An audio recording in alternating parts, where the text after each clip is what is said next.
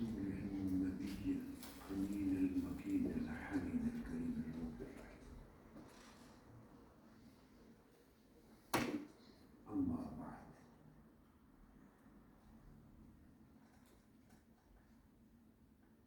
أعوذ بالله من الشيطان الرجيم. بسم الله الرحمن الرحيم.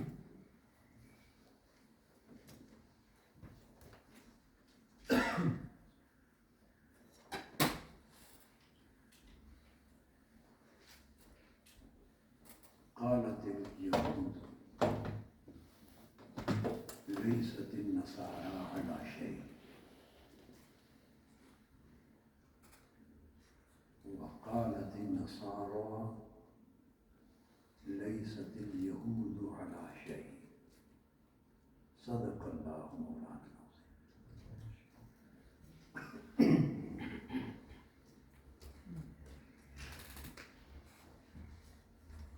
معزز علماء کرام، زعماء اعلام،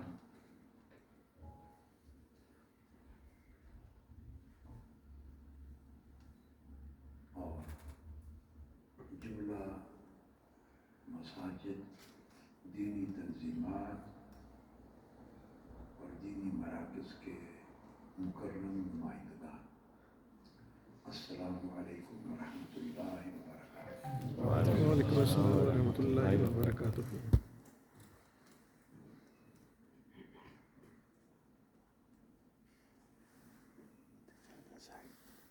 ڈاکٹر رفیق حبیب صاحب نے اختصار کے ساتھ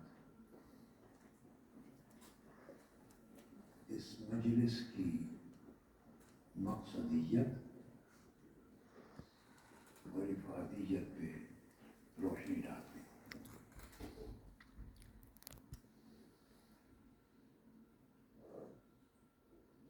میں اس حالیہ سفر میں اجتماعات کے لیے کوئی وقت نہیں دے رہا۔ میرے چیک اپ سے اس سلسلے میں چند دنوں کا قیام تھا،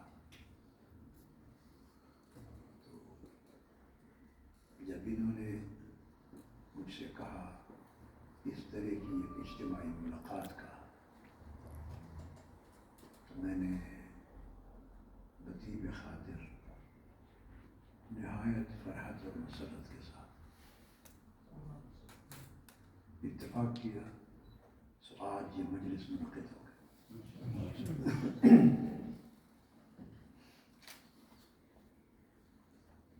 میرے ذہن میں آج کی اس نشست کی شکل یہ تھی کہ میں کوئی تقلیدی گفتگو نہیں کرنا چاہتا۔ خیال تھا کہ تلاوت اور نعت کے بعد آپ پر چھوڑ دوں، تاکہ کوئی سوال، کوئی موضوع، کوئی بات چیت کسی کے ذہن میں ہو جسے وہ مناسب سمجھے اس مجلس میں پوچھنے کے لیے، ذکر کرنے کے لیے، تبادلہ خیال کے لیے۔ تو جیسے جیسے آپ کی خواہش ہوگی، جس جس موضوع پر آپ کوئی پوچھیں گے، تو وہ مجلس خود بخود ایک قدرتی طریق سے چلتی جائے گی۔ یہ میرے ذہن میں ہے۔ ابھی بھی میں اسی کو ترجیح دوں گا، مگر رفیق حبیب صاحب نے اتحاد امت کی ایک بات کر دی، ایک فارمل شکل دے دی۔ تو ان کی بات ختم ہونے کے بعد اچانک میرے ذہن میں قرآن مجید کے 2-3 مقامات آ گئے۔ میں نے کہا چلو ابتدا میں انہی مقامات کے ذکر سے کر لیتا ہوں۔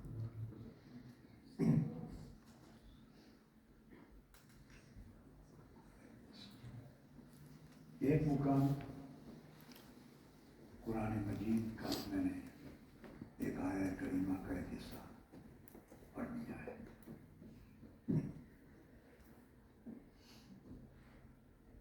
جب ہم اتحاد یا افتراق کی بات کرتے ہیں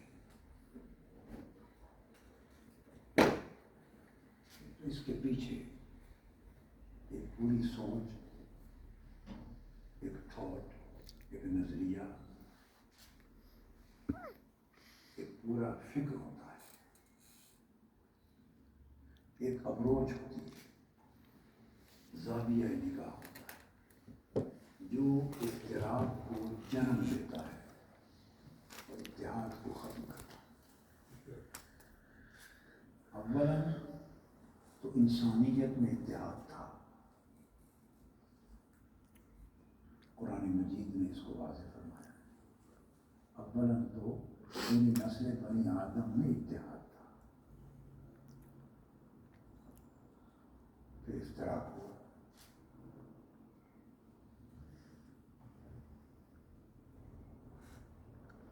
میرا اس مختصر سی زندگی میں جو مطالعہ ہے اور تجربہ ہے اور مشاہدہ اور تجزیہ ہے،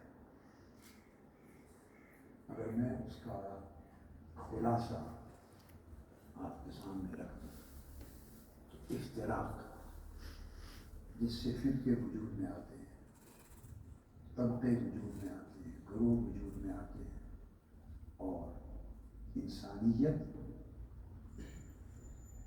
بچتی ہے۔ ابھی امت کے ذکر پر ہم نہیں آئے، امت کے باب میں بھی یہی معاملہ ہے۔ آج السلام علیکم۔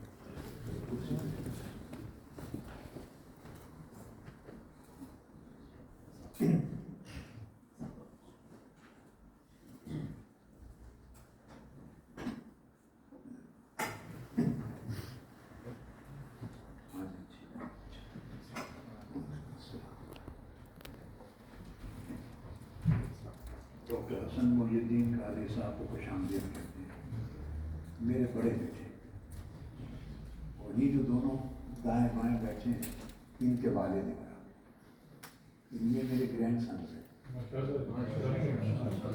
ماں مصطفیٰ القادری اور احمد مصطفیٰ القادری، احمد مصطفیٰ العربی، تو یہ ان دونوں کے والد ہیں۔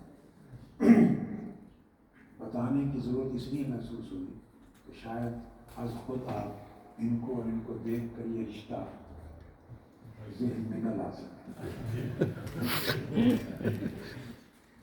یہ حماد مصطفیٰ القادری ان کے ڈاکٹر حسن محی الدین صاحب کے بیٹے ہیں یا چھوٹے بھائی ہیں ان کے، اس لیے ضرورت محسوس ہوئی اصل رشتے کا بات ہے۔ میں عرض کر رہا تھا کہ سچ بات ہے، یہ پوری زندگی کا مطالعہ بھی ہے، ہسٹری کا، تاریخ کا مطالعہ بھی ہے، مشاہدہ اور تجزیہ بھی ہے، ایک نچوڑ ہے، نچوڑ جو آپ کو دے رہا ہوں۔ جب بھی کسی طبقے میں افتراق ہوتا ہے، وہ افتراق ضروری نہیں کہ دینی اور مذہبی ہو، بھی علماء میں ہوا اور مذہبی طبقات میں ہوا تو اس کو فرقہ واریت کہہ دیا، اس کو مذہبی افتراق کا نام دے دیا۔ یہ افتراق صرف مذہب میں نہیں ہوتا، سیاست میں نہیں ہوتا، اور آپ کے سامنے پاکستان کا نقشہ اس سے بہتر اس بات کو سمجھنے کی اور مثال کیا ہو سکتی۔ سیاسی زندگی میں بھی افتراق ہوتا ہے، معاشرے میں، سماج میں بھی افتراق ہوتا ہے، کاروبار اور تجارت کی جو منڈی ہے اس کا جو پورا نظام، اس میں بھی افتراق ہوتا ہے، برادریوں میں چھوٹے ہوتے چلے جائیں دائرے، برادریوں میں بھی افتراق ہوتا ہے، پھر خاندانوں میں بھی، خواہ بنیاد اس کی مذہب ہو جائے، خواہ رنگ و نسل ہو جائے، خواہ لسان ہو جائے، خواہ سیاست ہو جائے، خواہ سماج و معاشرت، خواہ تہذیب و ثقافت، یہ آپ چاہیں تو انہیں بنیادیں کہہ لیں، چاہیں تو عنوانات سے تعبیر کریں۔ افتراق جب بھی جہاں بھی ہوا ہے، اس کے پیچھے یا اس کی بنیاد جینوئن اختلاف، علمی، فکری، حقوق کا اصل اختلاف کم، مفاد زیادہ۔ میں نے آپ کو پوری زندگی کے مطالعہ اور مشاہدہ کا نچوڑ، یعنی اس میں جینوئنس، حقیقت کم، تجارت زیادہ، مفاد کا کلیش ہوتا ہے، مفادات کا۔ جب مفادات کا کلیش ہوتا ہے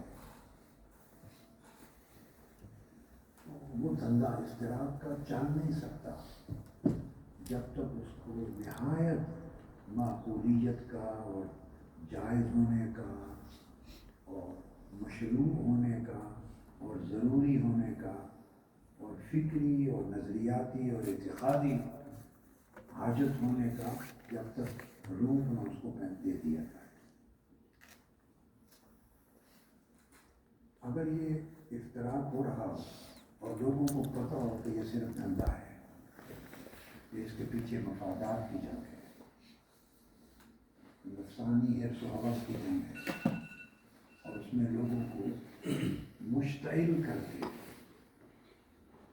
کرنے کا یہ ہوتا ہے کہ وہ دیکھتے ہیں کہ آڈینس کون ہے، لڑانا کن کو ہے، جن کو لڑانا ہوتا ہے ان کی نفسیات کو سمجھتے ہیں، ان کے جذبات کو سمجھتے ہیں، ان کے ٹچنگ پوائنٹس کو جانتے ہیں کہ کون سے جگہیں ایسی ہیں جہاں ہٹ کریں گے تو چنگاری پڑکے گی، تو ان کو مشتعل کر کے جذبات کی آگ میں اتنا آگے لے جاتے ہیں کہ وہ 10 پکڑے مانگ جاتے ہیں۔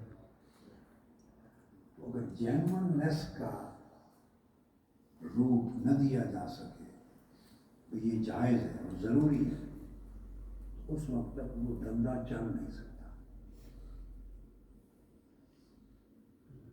آپ کہیں کہ کیا سرے سے جینوئن اختلاف ہوتا ہی نہیں؟ میں عرض کروں گا ہوتا ہے، ڈیفینیٹلی ہوتا ہے، مگر یوں کہ یہ اتنا سا ہوتا ہے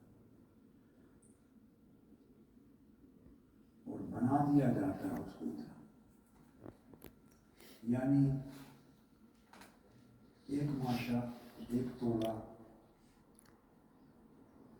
ایک چھٹانک، آخری حد تک چلے جائیں تو ایک پاؤ، اوزان میں جو پاکستان انڈیا کے وزن ہے پاؤ ہوگا، مگر اس کو من نہیں ٹن بنا دیا جاتا۔ یہ افتراق کی حقیقت ہے۔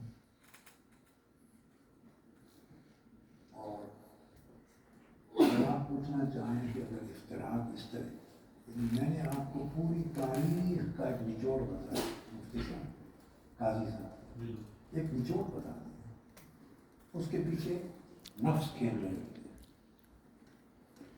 نفس کی ضروریات، لالچ، حرص، تجارت، دھندا ہوتا ہے، وہ اس کو بڑھا کر بہت بڑا بنا کر اتنا اور اتنا کثرت کے ساتھ اس کو پڑھایا جاتا اور پڑھایا جاتا اور سنایا جاتا اور سمجھایا جاتا ہے بار بار کہ وہ بات سچی ہوتی ہے، اور اس سے ہٹ کر سوچنے سمجھنے کی جتنی طریقے ہیں وہ بند کر دیے جاتے ہیں۔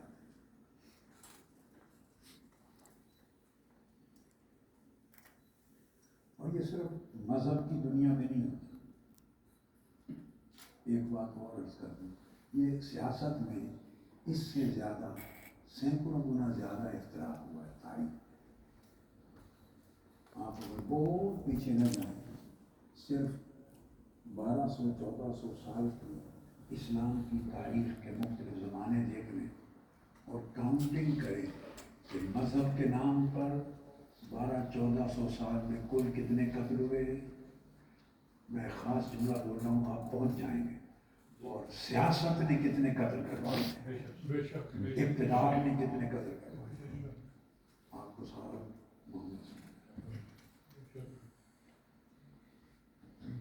مذہب نے کم ہی بھائی کے ہاتھوں بھائی کا قتل کرایا ہوگا۔ بڑا یہ میرے ذہن میں نہیں تھا سبجیکٹ، یہ تو انہوں نے بات کر دی، مجھے خیال آیا کہ میں کیوں نہ اس مجلس کی ایک بنیاد رکھتا ہوں. آپ تاریخ کے اوراق پلٹے، مذہب نے کم، یہ انکار نہیں کر رہا، آپ کو کم واقعات ملیں گے جہاں مذہب نے بھائی کے ہاتھوں بھائی کا قتل کروایا ہے، بیٹے کے ہاتھوں باپ کا قتل کروایا. کم ملیں، بہت کم. سیاست اور سلطنت کی تاریخ میں چلے جائیں، بادشاہت کی تاریخ میں آپ کو جگہ جگہ ملے گا بھائی بھائی کے ہاتھوں قتل کر رہا ہے، بھائی بھائی کو قید کر رہا ہے، بھائی بھائی کو قتل کر رہا ہے، بھائی خونی رشتوں کو قتل کر رہا ہے، بے درے خون.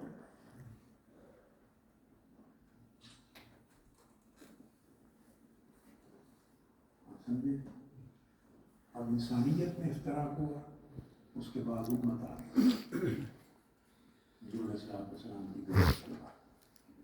امت محمدی میں بھی اصل اتحاد ہوتا ہے، اصل یونٹی وہ اصل ہے. افتراق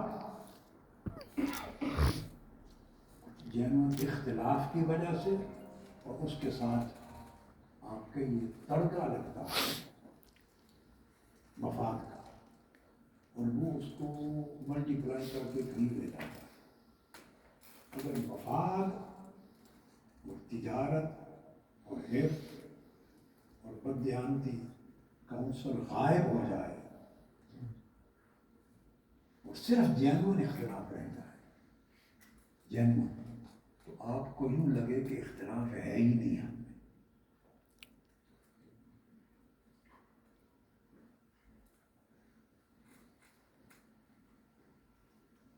اب ابھی ایک چھوٹی سی مثال آپ کو دے، ابھی آپ کی آنکھوں کے سامنے محترم سید طفیل حسین شاہ صاحب نے کلام شریف پڑھی ہے.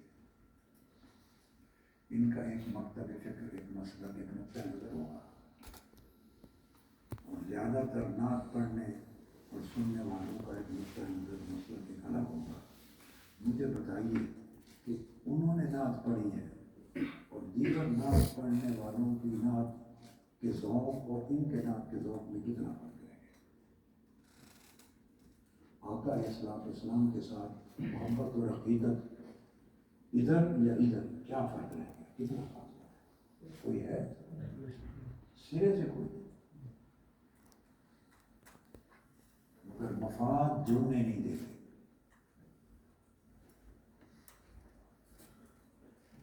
اگر قمیضوں کی ایسی سلائی ہونے لگے جیبیں کٹ جائیں، اس میں جیبیں نہ ہو، تو آپ سمجھے آدھے اختلافات ختم ہو جائیں. صرف قمیضوں کی جیبیں نہ لگیں، مال رکھنے کی جگہ نہ رہے، یا اگر کوئی ایسی سرجری ہو جس سے نفس نکل جائے، نفس، تو آپ کو سارے ایک ہی لگے. اب تھوڑا سا اختلاف اتنا رہ جائے جو بالکل ایک قدرتی عمل ہے، اور وہ ہے کہ ایک ماں باپ سے 5 بیٹے پیدا ہوتے ہیں، ہر ایک کا رنگ دوسرے سے جدا ہوتا ہے، صلاحیتیں کم و بیش ہوتی ہے. ایک ہی ہاتھ کی 5 انگلیاں ہیں، ایک دوسرے سے نہیں ملتی، مگر ہیں ایک ہی ہاتھ کا حصہ اور کام مل کے کرتی ہیں، بس اتنا اختلاف رہے گا.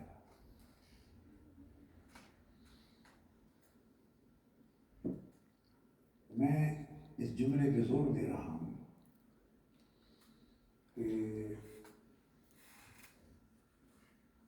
ایٹیز کے زمانے میں، آج سے 40 برس پہلے، مجھے لفظ یاد نہیں، کچھ لوگ جو اتحاد امت کو پسند نہیں کرتے، اس تصور کو، وہ مجھے ایک طعنہ دیتے تھے، ایک لفظ بولتے تھے میرے لیے، فلاں پسند یہ ایسا صلح کلیت. مجھے کہتے تھے یہ صلح کلیت. میں وہ الزام کا ٹائٹل ہی کھل گیا.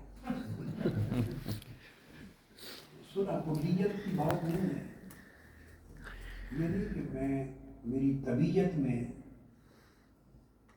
لوگوں کو یکجا کرنا ہے، لوگوں کو ایک سمت پہ لے کے چلنا ہے. میں واللہ یہ کہہ رہا ہوں محض طبیعت کی وجہ سے نہیں، میں نے آپ کو لفظ بولا یہ میری عمر بھر کا مطالعہ ہے، تاریخ کا بھی، علم کا بھی، کتب کا بھی، مشاہدہ، تجزیہ، ہر چیز کا بولا۔ اب اس کی اگر ڈیٹیل میں جائیں گے تو پھر بات بہت کھل جاتی ہے، مگر واقعہ ایسا ہے۔ اب میں تھوڑی سی اسلام کی تاریخ کو بتا دیتا ہوں۔ حضور علیہ السلام کے وصال مبارک کے بعد امت کے اندر، میں ان کی بات نہیں کر رہا جنہوں نے ارتداد کا راستہ اپنایا، اسلام کو چھوڑ دیا، یا منکرین زکوٰۃ ہو گئے، جب جھوٹے مدعیان نبوت ہو گئے پہلے دور خلافت صدیقی، ان کی بات نہیں کر رہا۔ ودن مسلم امت جنہوں نے دین کو نہیں چھوڑا تھا، ان کے اندر پہلا خون جو بہا اور پہلا محاصرہ ہوا اور پہلا مقابلہ ہوا تاریخ میں، سیاست پر تھا یا مذہب پر؟ سیدنا عثمان غنی رضی اللہ تعالیٰ عنہ کی، جس میں شہادت ہوئی، میرا اشارہ اس واقعے کی طرف۔ جی سیاست سیاست ایک گروہ تھا جو ان کی حکومت کو ختم کرنا چاہتا۔ پھر سیدنا علی المرتضیٰ کرم اللہ وجہہ الکریم، ان کی دور خلافت کے شروع ہوتے مقابلہ ہوا اور جنگ و جدال ہوا۔ کوئی مذہب کا ایشو تھا یا سیاست تھی ان کے خلاف؟ سیاست ان کے خلاف سیاسی مفادات، اور جب سیاست ہوتی ہے تو کہیں نہ کہیں سے اس کی ڈوریاں ہلائی جا رہی ہیں، تو اس کے پیچھے کوئی نہ کوئی مفادات ہوتے ہیں یا مفاد والا طبقہ ہوتا ہے۔ اسی طرح مولانا علی المرتضیٰ کرم اللہ وجہہ الکریم، پھر جو بہت بڑی اجتماعی شہادت ہوئی معرکہ کربلا، یزید کو سیدنا امام حسین علیہ السلام سے کوئی دینی اور مذہبی مسئلے پر پرابلم تھا یا سیاست تھا؟ سلطنت کا میٹر تھا۔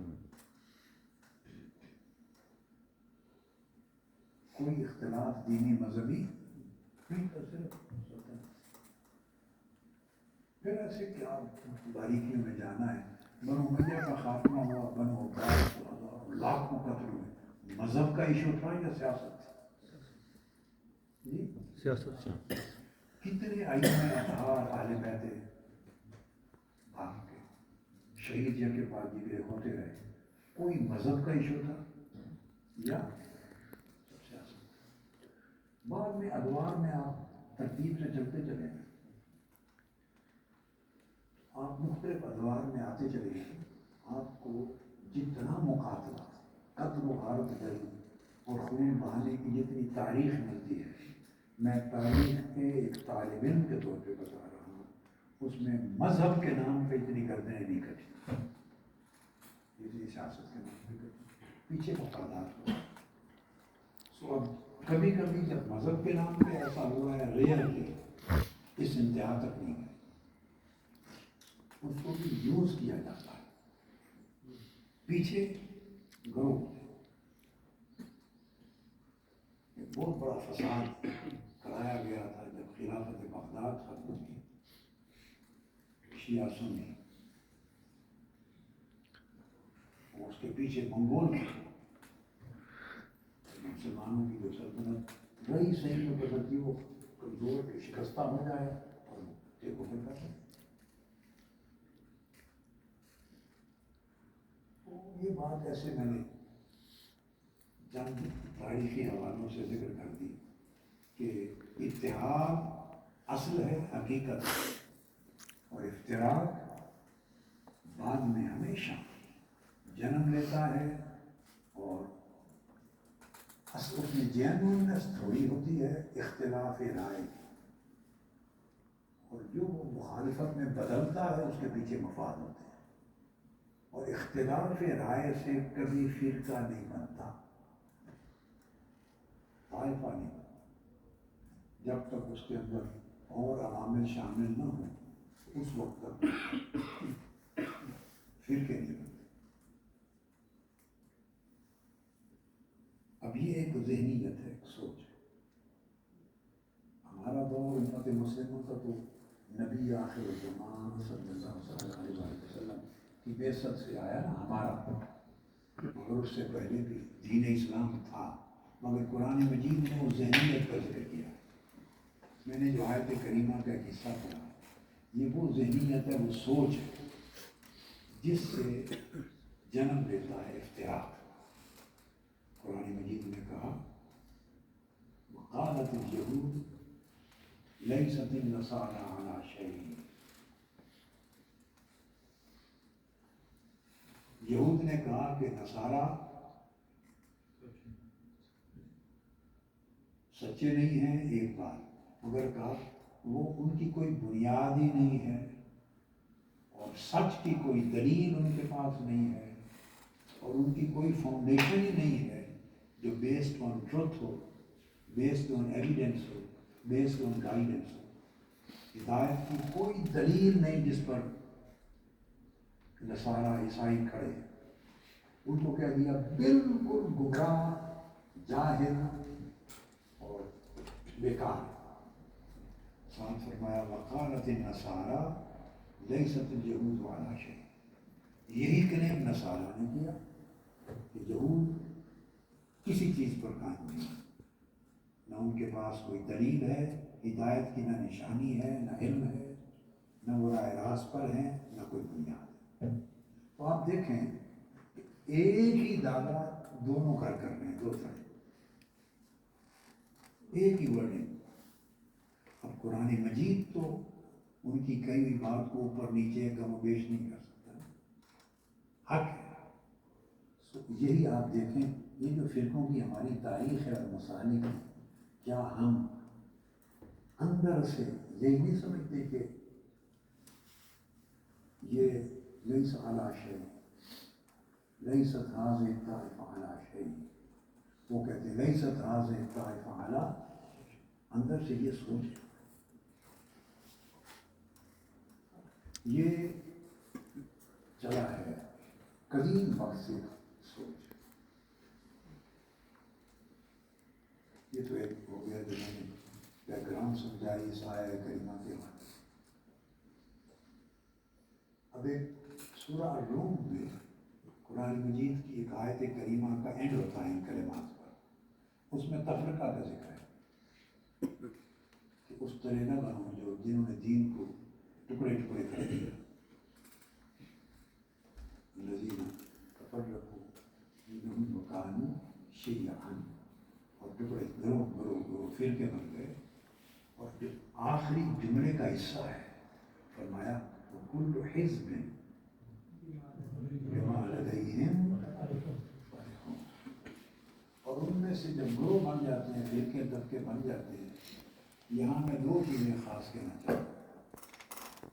ایک چیز وہ جو آسانی سے سمجھ میں آتی ہے، دوسری وہ چیز جو شاید باریکی سے اگر نہ دیکھا جائے تو سمجھ میں نہ آئے. آسانی سے تو یہ کہ ہر ایک کے پاس جو اس کا عقیدہ و مسلک ہے اس پر وہ فرحاں اور نازاں ہے. یہ تو ایزیلی بات سمجھ میں آتی ہے. ہر شخص جو اس کی جماعت ہے، جو اس کا مکتب فکر ہے، جو اس کا مدرسہ ہے، دارالعلوم ہے، جو اس کا عقیدہ ہے، مذہب ہے، اور اس کو سپیٹتے کے جائیں جو اس کا پیر خانہ ہے، جو مریدین ہیں، اس کے جو شیخ ہیں، اس کے پیر صاحب ہیں، جو اس کا سلسلہ ہے، وہ دوسرے کو کہتے ہیں لیس علی شیء. کوئی ایک بھی دوسرے کو ایک رتی برابر بھی حق پر سمجھنے کے لیے تیار نہیں. جتنا سمجھتے چلے جائیں ہر کوئی سمجھتا ہے بما لدیہم فرحون، جو کچھ ان کے پاس ہے اس پر فرحاں اور نازاں، ناز کہ سارا حق ہمارے پاس. یہ تو وہ چیز ہے جو ایزیلی سمجھ میں آتی. یہاں سے ایک چیز میں ڈیرائی وقت کرنے لگا، وہ اجتہادی چیز ہے، یعنی استنباطی چیز ہے، عبارت النص کی نہیں، وہ اشارت النص کی، دلالت النص کی یا اقتضاء النص کے بعد کی چیز ہے، ڈیریویٹو ہے۔ قرآن مجید کا یہ اسلوب کہ دین میں دین کے ٹکڑے نہ کرو اور دین کے ٹکڑے کرنے والوں جیسے نہ بن جاؤ، کہ وہ ہر ایک کے پاس جو کچھ ہے اس پر فراہم نہ ہے۔ قرآن مجید نے یہ بات، اب یہ میں قرآن مجید کا جو اسلوب ہے اور منہج ہے قرآن مجید کا اور انداز بیان اور قرآن مجید کا جو منہج ابلاغ ہے، یہ بلاغت کی بات کر رہا ہوں۔ وہ یہ کہ جب یہاں جملہ ختم کر دیا اور اس پر فردر کسی کو اپریشیٹ کرنا، صحیح کہنا، کسی کو غلط کہنا، کوئی حکم نہیں لگایا، تو جو چیز ڈینائی ہوتی ہے وہ یہ کہ حق دین کیا تھا، دین حق تھا، ٹروتھ، اس کو ٹکڑے ٹکڑے کر دیا، تفرق،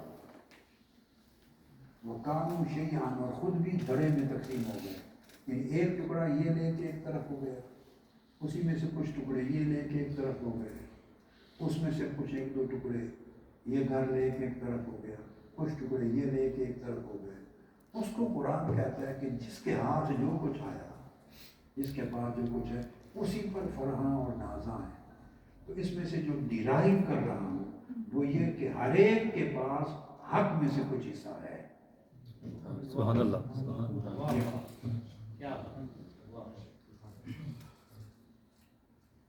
دین کے اندر رہنے والے، کیا دین اسلام کے اندر رہنے والے جتنے بھی گروہ بنے، ہر ایک کے پاس ایسا نہیں کہ وہ پورا کا پورا باطل ہے،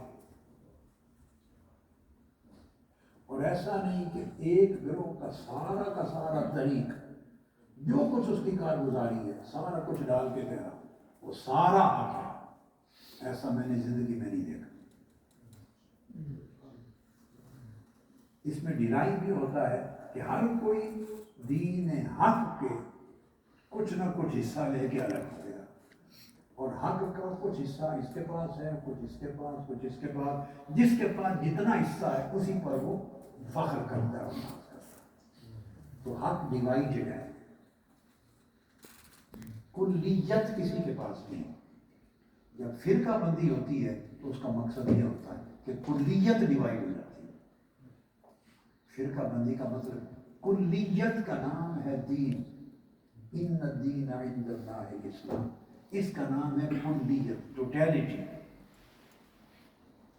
اور جب تفرق ہو گیا، فرقے بن گئے تو اس میں ہر ایک کے پاس کچھ نہ کچھ حق ہے،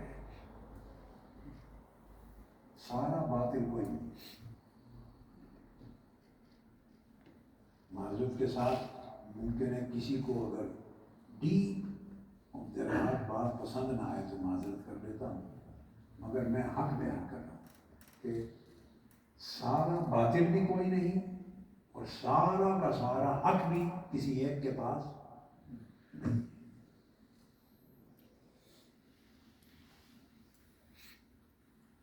جن کا زور توحید پر زیادہ ہے، تعبیر پر اختلاف ہو سکتا ہے، تعبیر و تشریح پر اختلاف ہو سکتا ہے، تو جو توحید پر زیادہ زور دیتے ہیں، کیا توحید دین حق کا فاؤنڈیشن نہیں ہے؟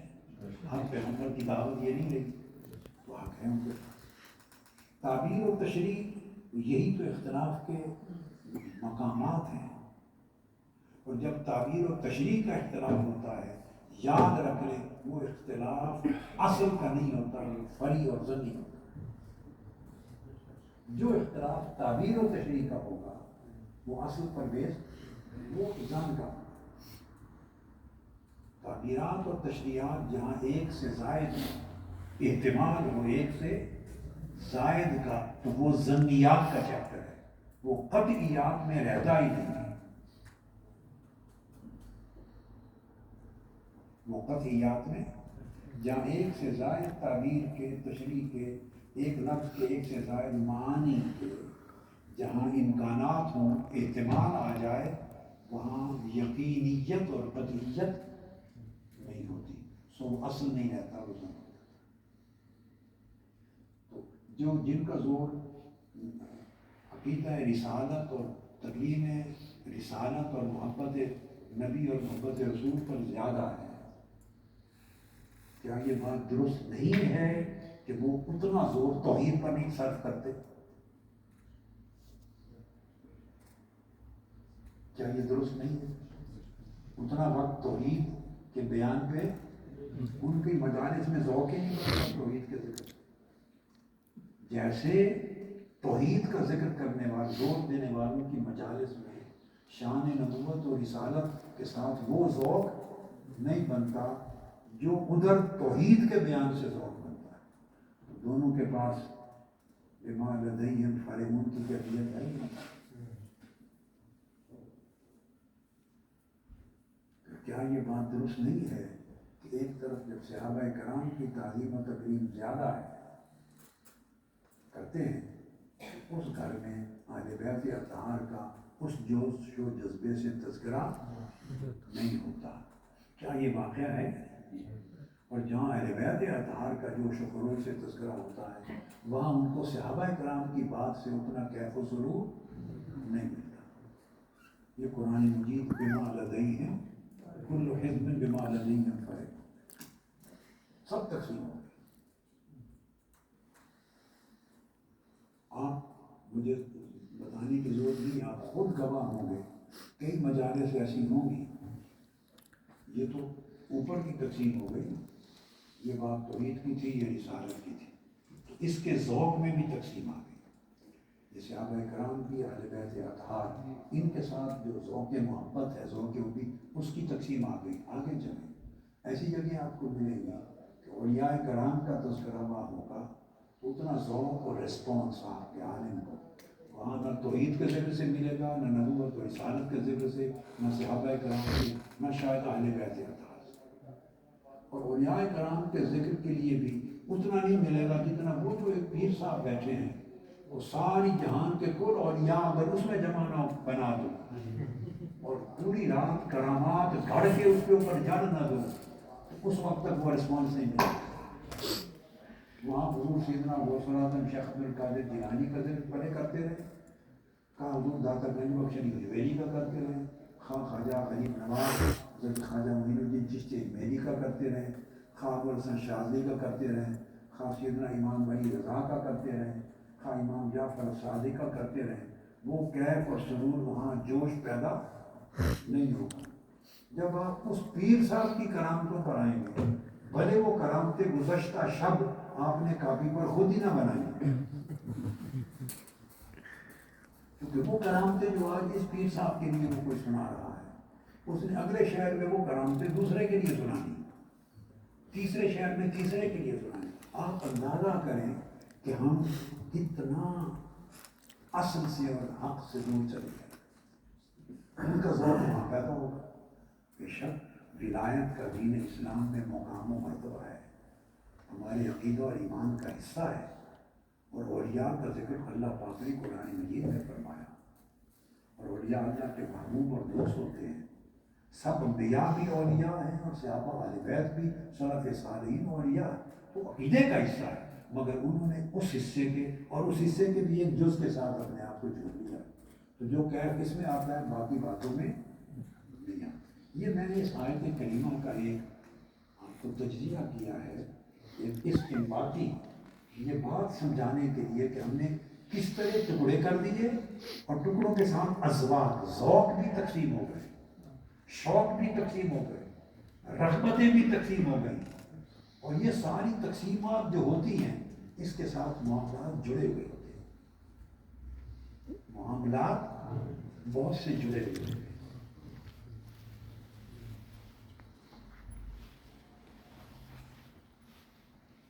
یہ جو دوسری آیت کریمہ آپ سمجھ گئے، تیسرا ایک بڑا خوبصورت مقام میرے ذہن میں آیا، شاید اس کو اتحاد اور اتفاق یا افتراق کے حوالے سے شاید کبھی سوچا ہی نہ گیا، کبھی ممکن ہے سوچا ہی نہ گیا۔ آپ کو بڑی عجیب بات لگے مگر ہے ممکن در حقیقت، وہ قرآن مجید کا ایک اور مقام ہے۔ اللہ رب العزت نے فرمایا موسیٰ علیہ السلام سے کہ اپنا عصا مارو، بنی اسرائیل کو پانی کی ضرورت تھی، وقل نہ تھے بے عصاک الحجر، آپ نے اپنا عصا مارا، فانفجرت من اثنتا عشرۃ عینا، آپ نے عصا مارا۔ آپ نے بات سمجھنے والی ہے جس سے میں نرائی کر رہا ہوں۔ میں آپ کو پہلے عرض کروں، شاید کسی نے اس کی یہ تشریح توجیہ نہیں کی ہو، لہٰذا اس میں نہ جائیں کہ کسی اور نے کہا ہے یا نہیں کہا، میں عرض کر رہا ہوں اور قرآن مجید سے ڈائریکٹ نہیں تھا۔ تو جب عصا مارا تو اس کے 12 چشمے پھوٹ پڑے اس میں سے۔ اب میں کنیکٹ کرنا چاہتا ہوں، عصا ایک ہی تھا، سبحان اللہ، سبحان عصا مختلف لوگوں نے نہیں مارا، عصا بھی ایک تھا اور پتھر بھی ایک تھا۔ اس پتھر پر گفتگو ہوئی ہے تفسیرات میں نے بھی اقوال اپنی تفسیر میں جمع کر دیے، مگر اور یہ کہ پتھر بھی ایک تھا اور عصا مارنے والا بھی ایک تھا اور چشمے پیدا کرنے والا بھی ایک ہی۔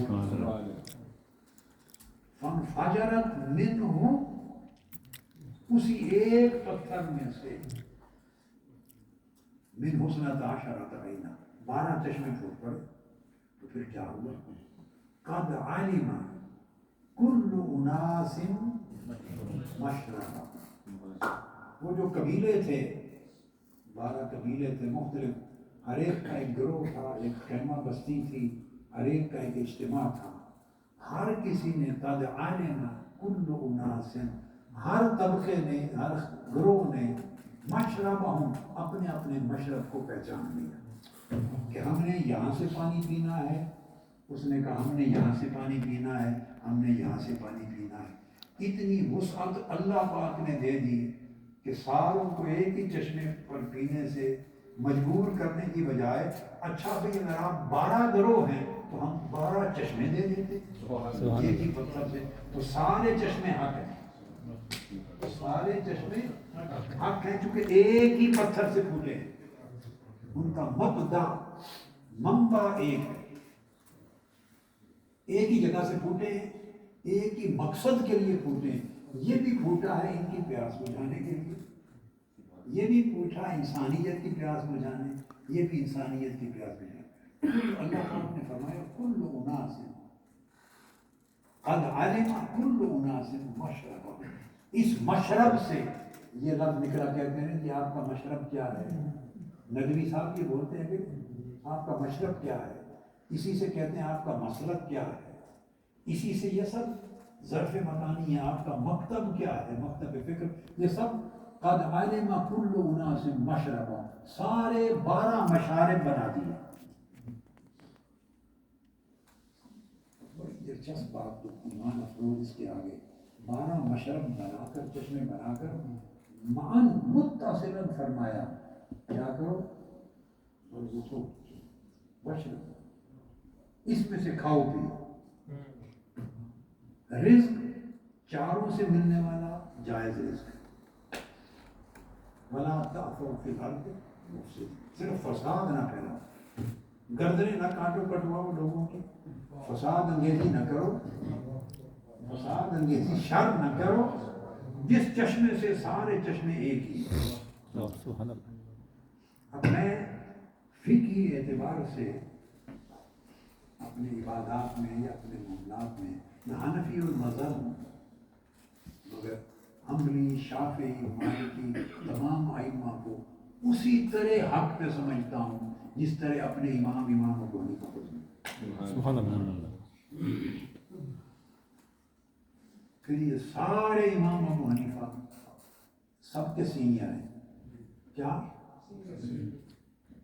یہ امام احمد بن حنبل شاگرد ہیں امام احمد بن حنبل، شاگرد ہیں امام ابو یوسف کے۔ میں شجرہ نسب علمی بتا رہا ہوں، امام احمد بن حنبل ذہن میں رکھنے شاگرد ہیں امام قاضی ابو یوسف کے، وہ بڑے شاگرد ہیں امام اعظم ابو حنیفہ۔ امام شافعی شاگرد ہیں امام محمد بن حسن الشیبانی، امام اعظم کے جو شاگرد، جو فقہ حنفی کے جو مرتب ہیں، امام شافعی ان کے شاگرد ہیں، وہ شاگرد ہیں امام ابو حنیفہ کے۔ پھر امام احمد بن حنبل امام شافعی کے شاگرد بھی ہیں، پھر امام شافعی امام مالک کے شاگرد بھی ہیں۔ ان سب میں سینئر امام ابو حنیفہ ہیں، اور امام ابو حنیفہ 2 سال مدینہ طیبہ میں شاگردی کی ہے امام محمد الباقر۔ فرماتے اگر یہ 2 سال نہ ملتے تو ابو حنیفہ بن نعمان ہلاک ہو گیا۔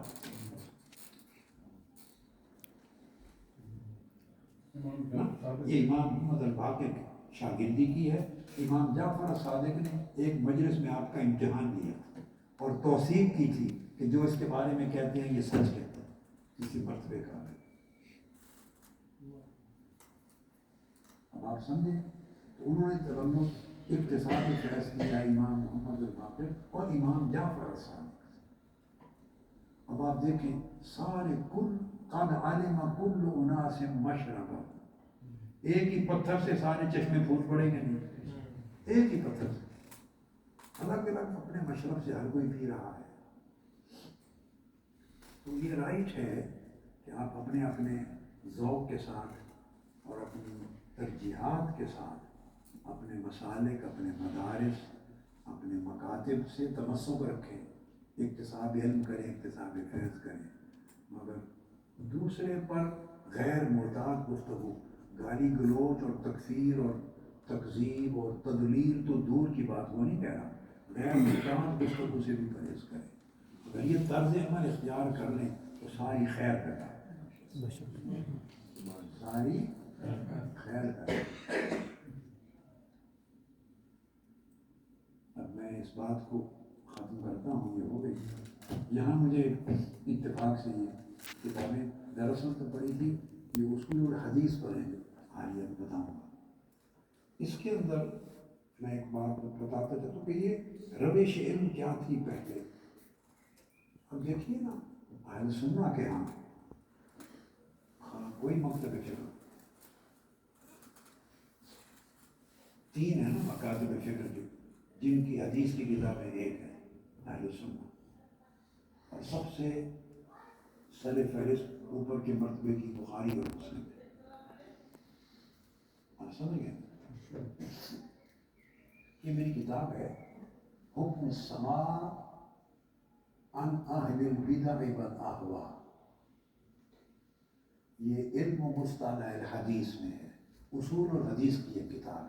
اصول الحدیث کی ایک بحث ہے روات کے سلسلے میں کہ کس کس سے روایت کرنا یا سماع حدیث کرنا جائز ہے، کس سے ناجائز ہے، سماع کرنا، روایت کرنا حدیث کی۔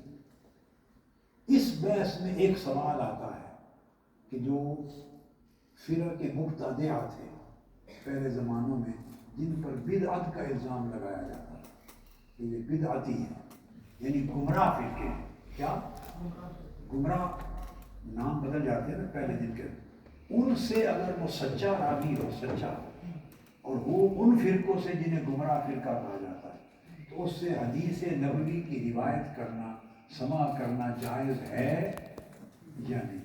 یہ اصول الحدیث کی کتب میں ایک بحث آتی ہے۔ یہ جو ایک نقطہ ہے، اس پر یہ میری کتاب ہے پوری۔